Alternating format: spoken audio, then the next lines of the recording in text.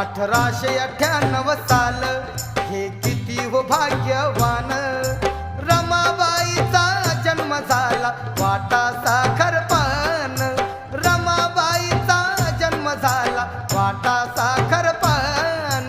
रमाबाईचा जन्म झाला वाटा साखरपान.